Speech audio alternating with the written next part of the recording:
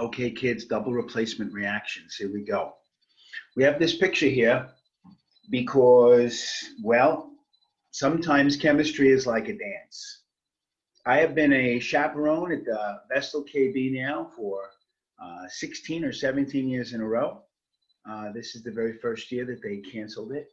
But I hope that we'll do KB in the spring. All right, vaccines are literally weeks away.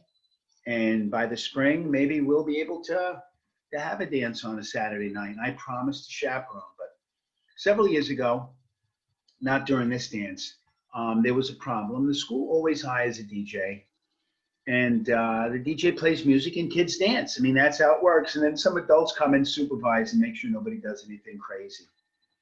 But a few years ago, the DJ called the principal really late, like 7:30 at night, saying they had gotten very ill and there was just no way they could come in. It was a Saturday night. All their friends were busy, all their friend DJs, and they were sorry, but they didn't know what to do. And the principal back then, before Mrs. Young, she was frantic and made a rash decision and decided to call a friend she knew from Pennsylvania who would come with a fiddle, and he would call square dances. So we all get there to supervise. We're gonna find out what our assignments are, and the principal tells us, listen, DJ's sick. We put some hay in the gym, and we got a fiddle player, and we need you to encourage the kids to get out there and square dance. Now, to do a square dance, I mean, most kids didn't want to do a square dance. They were mostly dressed, all fancy, and all of a sudden it's turned into a square dance. You got some guy playing the fiddle like, and he would say something like, swing your partner around and around. Now, square dancing, you get two couples usually.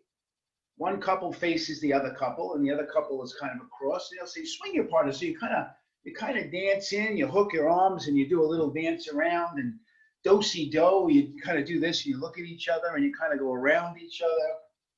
And all of a sudden, we get some kids dancing. There's probably 8 or 10 squares going, but there's a lot of kids hanging out, and they're not very happy. But it was better than canceling. All of a sudden, he says, switch your partners. And now they start looking at each other like, I don't want to dance with that person.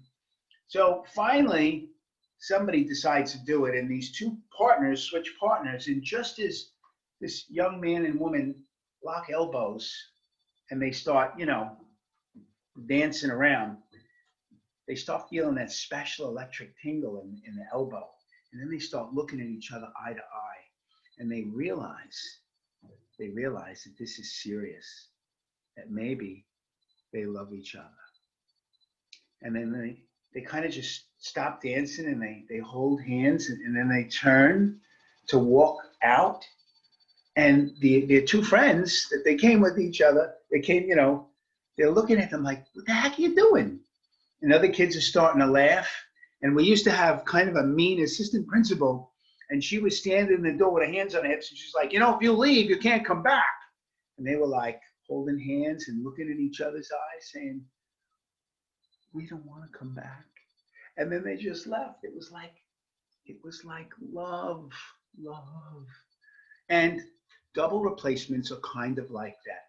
Two couples come to the dance, they do some dancing, and sometimes one of these partners and one of these partners fall in love and turn into a solid and fall out of solutions. So you start with two solutions, and then you end up with one new solution and one solid precipitate. And that solid is the love. Here, let's see. Can you see it?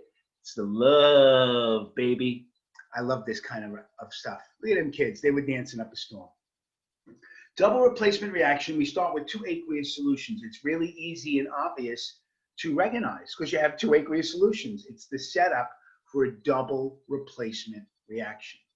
Now, in an ionic aqueous solution, you have a cation and an anion, and then you have another cation and anion. When you put them in one big beaker, you have two cations and two anions, and they switch partners. Okay? Now, sometimes they switch partners, and one cation and one anion literally bond so tightly together, they fall out as a solid. Now, in the abstract, we have a solution AB, and we have a solution XY. A is a cation and X is a cation, and they stay cations. B and Y are the anions.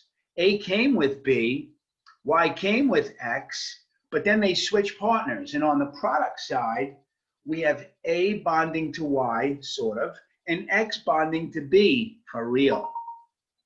And then, since XB forms a solid, that would be a precipitate, and that would be the proof that a chemical reaction occurs. So precipitate is part of topic B. When a precipitate forms from two solutions, that means something new forms, something that's not soluble in water.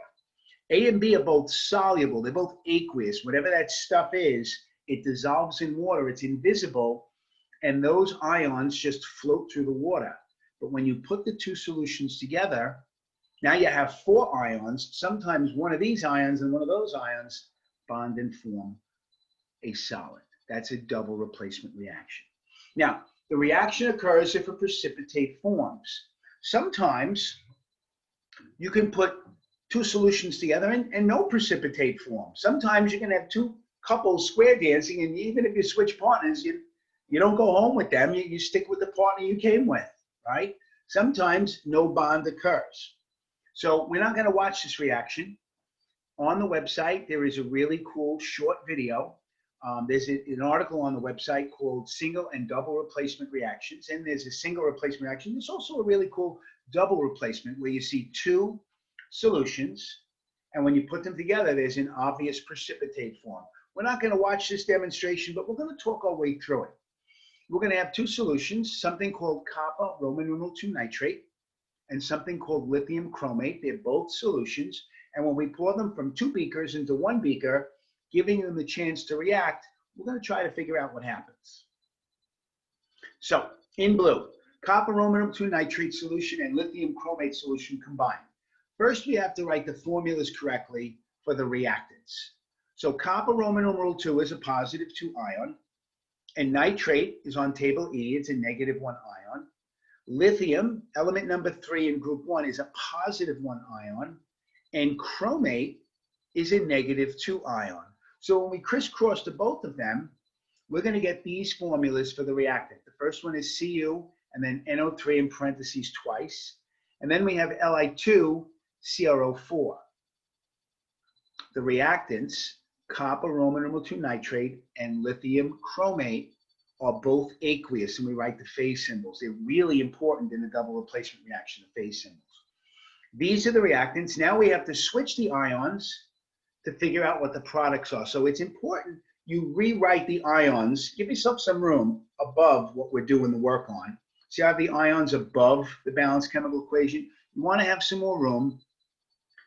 I move them over and I switch their places because now the copper is going to hook up with the chromate and the lithium is going to hook up with the nitrate.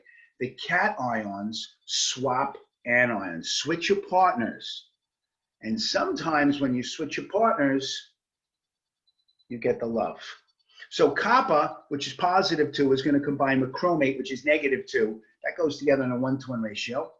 The lithium ions are positive 1, and the nitrates are negative 1. That's going to go together in a 1-to-1. So look what we got. We have them in a 1-to-1 ratio. Now, there is a red 2 there. Let's figure out what that happened, okay?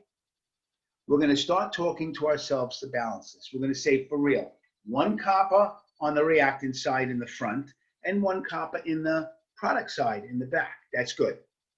We have 2 nitrates in the front. Copper, Roman numeral 2 nitrate is two nitrates, but there's only 1 nitrate in the lithium nitrate, so we have to put a 2. I put that red 2 in front of lithium. Soon as I change that, I have to start over. So the first thing I did was I wrote the formulas, the skeleton correctly, and now all I did was balance the nitrates. Now, moving ahead, I changed it all to black, so we have that 2 in front of lithium nitrate, and we're going to start talking again. There's 1 copper in the front, there's 1 copper in the back. There's 2 nitrates in the front, and now I have 2 nitrates in the back. I have 2 lithiums in the front. Oh, look, I already have 2 lithiums in the product because I had to fix those nitrates before. That happens a lot. And there's 1 chromate in the reactant, and there's 1 chromate in the product. It's balanced.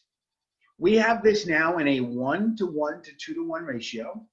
It is a balanced equation, but now maybe the most important part after balancing is to decide which one of these products is aqueous and which one of these products is going to be a solid, because the solid is the precipitate, and that's the proof that a chemical reaction called double replacement has happened. So we need to take a look at table F. Take out table F. On table F, immediately you're going to write on it right now in good letters. You want to see this for sure. In the first column, the column that says ions that form soluble compounds on the left, I want you to write the letters AQ. Everything that's in that column, that first column, is going to make aqueous solutions. And over the second column, we're going to write the letter S for solid. That column, if you find yourself in that column as a compound, in that column, you're going to be a solid. Now, in the third column, those are the ions that form insoluble compounds. That means they don't dissolve in water. That means they're going to be solid in water. Put an S. And then there are exceptions to that as well in the last column. If you're a compound and you find yourself in the third column, you're going to be a solid. But if you're with another ion that's in the exception column, then you'll be aqueous. This table undoubtedly is tricky to start with, right? It's tricky because you have to figure out what column your particular compound is so that you can figure out, is this compound going to dissolve in water? Will it be aqueous? Is it soluble? Will it be aqueous? Or is it insoluble? Is it going to be a solid? Will it not dissolve in water? So it's either aqueous or solid. And we have two products. We're going to have one of each kind. We have to be able to figure out what this table is showing us. So the first product we're going to look at is called lithium nitrate. So in the left-hand pair of columns, the first thing we can see, the very first box, it says group 1 ions, which includes lithium. Everything in group 1. If you're an ionic compound and your first name is lithium or sodium or potassium or rubidium, if you're in first column, that means you're going to be aqueous without exception, no matter what. If your name is lithium bromide, your name is lithium chloride, your name is lithium nitrate, or if your name is lithium phosphate, if your name is lithium arbuso, you're going to dissolve in water without exception. Now, if we wanted to, we can look. Nitrate's also in that first column. If your last name is nitrate, you're also aqueous without exception. So no matter what your compound name is, are you aluminum nitrate? Aqueous. Are you barium nitrate? Aqueous. Are you titanium Roman numeral 3 nitrate? Aqueous. Does your name Charlie nitrate? Aqueous. If your name is lithium, you're aqueous. If your name is nitrate, you're aqueous. So lithium nitrate is going to be aqueous. So look what we did. I put an AQ in for the lithium nitrate. Now we have to look up what's called the other product, copper Roman numeral 2 carbonate. So we go back to table F. This time we're going to be on the right-hand side. Now, copper is not really on the table. Okay, some elements are just not on the table. It doesn't matter. But carbonates are. Carbonates are on the top right in the third column. And it says clearly, if your name is carbonate, if your last name is carbonate, you make insoluble compounds. You are a solid, but there are exceptions. If you happen to be in group 1 and your name is carbonate, like lithium carbonate, well, you're aqueous. If you happen to be named ammonium carbonate, you're also aqueous. But those are the only exceptions if you're in group 1 or if your name is ammonium. Copper is element number 29. It's in the middle of the table. It's not in group 1. Copper, Roman numeral 2 carbonate, is going to be a solid. It's not an exception, and therefore we can put an S there. That solid product is going to be a precipitate. The precipitate is the proof that a chemical reaction has occurred here. It's a double replacement reaction. If you mix two solutions together and you get a precipitate, that's proof that a new product has formed that wasn't there before, because it's fallen out of the solution and you could see it. Okay, and they come out in different colors. Sometimes they're white, sometimes they're all different colors. You can see them. All right, this is the balance reaction. We started out with the copper Roman numeral 2 nitrate and lithium chromate solutions. They're going to form lithium nitrate and copper Roman numeral 2 carbonate solid or precipitate. This is the balanced chemical equation. It's called DR for double replacement reaction. DR is like a obviously really good shortcut rather than writing out double replacement. All right, reminder. This is a reminder, something totally different. All the graded labs that you have done, I must get them back, right? If the grade is not passing, you can do the math. 17 out of 25 passes. If it's less than that, you have to fix it. The lab reports have to be done, they have to be passing, and I have to have them for them to count, all right? Get them back. If you don't get enough lab reports in, 1,200 minutes of lab, you don't take the regions. If you don't take the regions, you get a 0 on it, and that makes it really bad for you, okay? There's no exceptions to the rule. Give me the lab reports back. There's your reminder. Next, here's our second word equation. Sodium chloride and lead Roman numeral 2 acetate solutions combined. Now, I called them both solutions. They're both aqueous, but we could check table F if we want, and we probably will a little later. I'll talk about that. But finish the word equation, and then we have to write out the skeleton. Now, the word equation, sodium chloride, cation, anion, and lead Roman numeral 2 acetate, cation, anion. We got a cation and anion, another cation, anion. They're going to switch anions. The sodium will hook up with the acetate, and the lead will hook up with the chloride. So the word equation is going to look like this, right? The cations are going to switch, and look what we got. The sodium used to be with the chloride, but now the sodium hooks up with acetate. The lead used to be with acetate, but now it hooks up with the chloride. It's like a square dance. Two couples go to the dance, and the guy goes, switch your partners. And sometimes love. So we're going to write the skeleton from this. You know the formula for sodium chloride. Here we go. You got to write the ions. It's going to help you. Sodium is a +1, chlorine is a -1. Sodium's element 11 and chlorine is element number 17. They only make one kind of ion. This is called lead Roman numeral 2. That means it's a +2 ion. Acetate is on table E. Acetate's got a lot of letters and numbers. It's a really big, ugly anion, right? But there it is, C2H3O2 with a -1. And since lead's +2 and the anion here is a -1, when we switch it, we need 1 lead and 2 acetates. You got to put the acetate in parentheses. Both of these are aqueous. Now we'll do a quick check. If your first name is sodium on table F, let me get it out. If your first name is sodium, you're in group 1, you're aqueous without exception. And then lead's not on there, but look, acetate is. If your name is acetate, you are aqueous without exception. So we have 2 aqueous solutions, and we're sure they're aqueous. Now they're going to switch partners. The sodium is going to hook up with the acetate, and the lead is going to hook up with the chloride. So we're going to rewrite the ions, and then we're going to be able to write the formulas for the products. So look what I did. I switched them around so the sodium and the acetate ions are next to each other, +1, -1.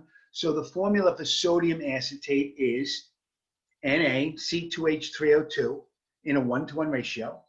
Now we have lead Roman numeral 2 and chlorine, which is a -1 chloride. So it's going to be PbCl2.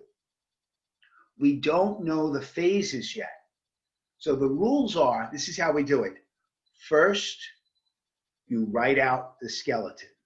So you write it, then you fix it. You make sure the ions are correct. Then we're going to balance it. And then we're going to go to table F. All right, so here we go. The first thing we're going to do, we got it all written correctly. We're going to start balancing it. We're going to start talking our way through this. There's 1 Na in the front. There's 1 Na in the product. Good. There's 1 chlorine in the reactant, but there are 2 chlorines in the product. So we have to fix this by putting a 2 in front of the sodium chloride, and now we have to start all over again. So here, I have a 2 in front of my sodium chloride. So now I say there's 2 sodiums in the front, but there's only 1 sodium in the back. Dang. I got to put a 2 in front of my sodium acetate, then I got to start over again. So here I put the 2 over the sodium acetate with blue. So now I'm going to go through this again. 2 sodiums in the front, 2 sodiums in the back, good. 2 chlorines in the front, 2 chlorines in the back, good. I have 1 lead in the reactant side, 1 lead in the product side, good. There are 2 acetates on the reactant side, and oh look, we already have 2 acetates on the product side because we fixed the sodium acetate. Now it's balanced. This is in a 2-to-1 to 2-to-1, cannot be reduced ratio. Balanced chemical equation. We switched them, we fixed them, we balanced them, and now we got a table F of them. What are the phases? So let's do the first one first. Sodium acetate. Table F says if your first name is sodium, you're aqueous without exception. It also says if your last name is acetate, you're aqueous without exception. So the sodium acetate product is definitely going to be aqueous. Now what about the lead Roman numeral 2 chloride? Now lead Roman numeral 2 is not on here, but we have to look at this word over here. This word over here is called halides. Halides. Now there's a funny word. Halides refers to group 17 elements: fluorine, chlorine, bromine, and iodine. So unfortunately, look at this. They don't put F in there. Put little F-1 in there because they're just playing with your brain. Chlorine belongs in there. So let's see what we got. If your name is chlorine, chloride, you are usually, you're going to be soluble. But there are exceptions, and look what one of those exceptions is. Lead Roman numeral 2. That means you're not soluble. That means you're going to be a solid. Lead's not an exception. This is written incorrectly. I have to fix that right now. Lead is an exception. Holy smokes, I made a boo-boo. I make boo-boos all the time. Yes, lead is an exception, and that's why it is a solid. All right, I'm loving this. Now, this is table F practice. What I need you to do is to look at these compounds, figure out what the ions are, figure out what the formula is, and then tell me, is it aqueous or solid on table F? Now, the first one's given. If your name is silver chloride, silver is element number 47. It only makes a positive 1 ion. Chlorine only makes a negative 1 ion. So the formula goes together 1-to-1, AgCl. And then we check table F. Silver's not on there, but halides are. Halides are aqueous, but another exception, look at it, silver. So this is going to be a solid. Now, magnesium. Magnesium is element number 12, makes a positive 2 ion. Nitrate is on table E. Nitrate is right here. NO3 negative 1. So if we have a positive 2 and a negative 1, oh my goodness gracious, I made another boo-boo. Who's running this show? Oh, that mistake's going to show up over and over and over now. Who knew? Positive 2, negative 1, we got to put it in parentheses, magnesium nitrate, and on table F, if your last name is nitrate, you're aqueous without exception. Sodium hydroxide. Sodium, positive 1. Hydroxide is on table E. Hydroxide's a negative 1. That's going to be NaOH. 1-to-1. And if your name is sodium, you're always aqueous. Now look on the other side though. This is a little tricky. Hydroxides are over here. Hydroxides make soluble, hydroxides make solids, insoluble compounds. But there's exceptions. And the first exception is, of course, if your first name comes out of group 1. So sodium hydroxide is going to be aqueous. Strontium. Strontium is element number 38. Makes a positive 2 ion. Sulfate is on table E. Sulfate is SO4. So we have a positive 2 and a negative 2. That goes together in a 1-to-1 ratio. Sulfates are down here. They usually make aqueous solutions, but strontium is an exception. That means it's not aqueous. That means you're not in the first column, you're in the second column, and that column has a big S at the top. That makes you solid. Calcium is element 20, makes a positive 2 ion. Nitrate is NO3 negative 1. With a positive 2 and a negative 1, we're going to end up with calcium nitrate, has a parentheses. If your first name is calcium, you're not really on the table. But if your last name is nitrate, you're aqueous without exception. Barium acetate. Barium is element 56, makes a positive 2 ion. Acetate is up here on table E. It's a negative 1 ion. So when we crisscross this, we're going to have 1 barium and 2 acetates in parentheses. Barium is not on table F, but if your last name is acetate, you're aqueous without exception. Aluminum chlorate. Aluminum is element 13, makes a positive 3 ion. Chlorate is going to be ClO3 negative 1. So we're going to have 1 aluminum and a triple chlorate. We're going to put that in parentheses. If your last name is chlorate, you're going to be aqueous without exception. Lead, Roman numeral 2 bromide. That means Pb plus 2. Pb is lead, and with the Roman numeral 2, that means a positive 2 ion. Bromine is element 35. It makes a negative 1 ion, so we're going to need 1 lead and 2 bromines. Pb, Br2, no parentheses. Now on table F, we have to remember that bromine is a halide. Halides are usually aqueous, but look, lead is an exception. So that means you're usually going to be aqueous if your name is bromide, but not if your first name is lead. That makes you solid. Lithium sulfide. Lithium is a positive 1 ion. Sulfur is element 16, makes a negative 2 ion. So when you crisscross, you're going to need 2 lithiums for every sulfur. Now, sulfides, they're over here. Sulfides are in the, I make solid compounds. I'm insoluble in water, but there are exceptions. And what column is lithium? Lithium's in group 1. So lithium, because it's in group 1, makes aqueous solutions without exception. Sulfides tend to make insoluble solid compounds, but not if they're with group 1. That trumps the other. Ammonium chromate. Ooh, this is a hard one, right? Ammonium is on table E. It's an NH4 positive 1. And chromate is also on table E. It's going to be CrO4 negative 2. So we have a positive 1 and a negative 2. They're both polyatomic. We're going to need 2 ammoniums in a parenthesis and a chromate. It's going to be in a 2-to-1 ratio. Now, we're going to look this up 2 different ways. If your first name is ammonium, you're going to be aqueous without exception. So it's going to be aqueous. Now, chromates are on the other side. Chromates tend to make solid, insoluble compounds, but there are exceptions. What is the last exception? If your name is ammonium.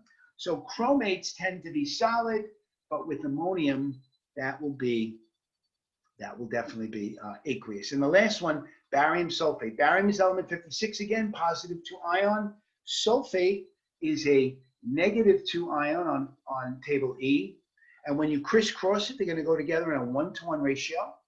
And if your name is sulfate, you're down here.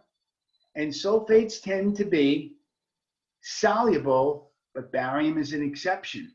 Sometimes, depends on what you bond to, the bond is so tight, you can't go aqueous. You have to stick together and you end up falling out of solution.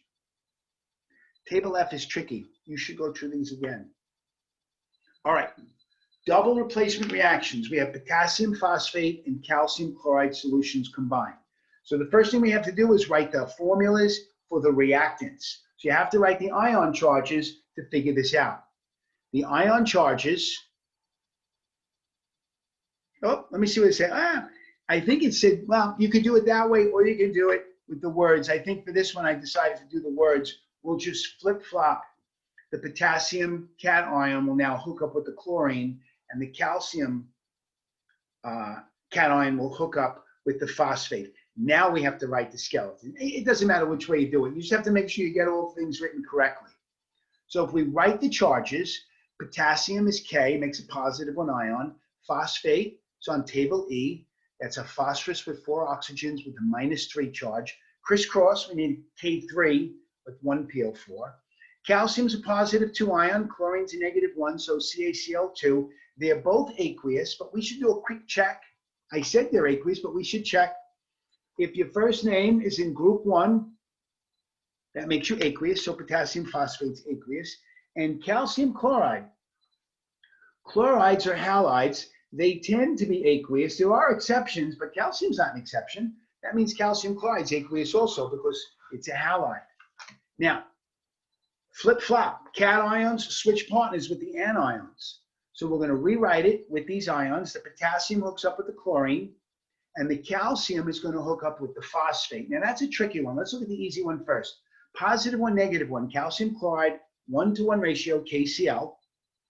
Now, the calcium has a positive 2 ion, the phosphate has a -3 ion, and when we crisscross those, we need 3 calciums and 2 phosphates, and the phosphates go in parentheses. So this is the skeleton.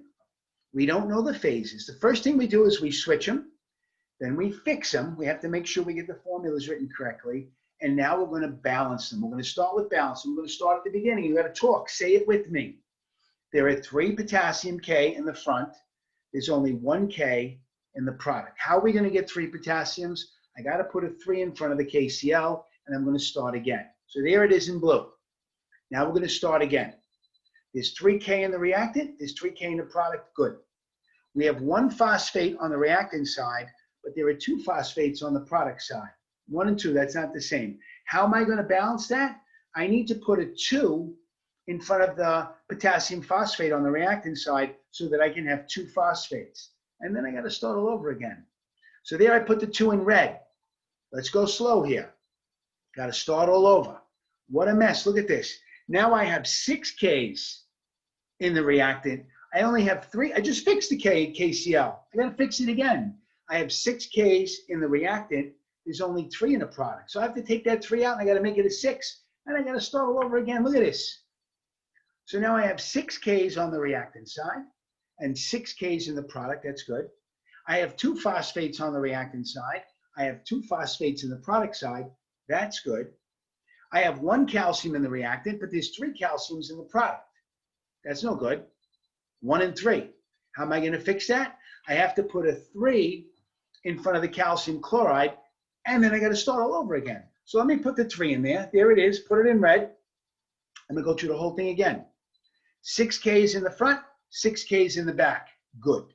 2 phosphates in the front, 2 phosphates in the back. Good.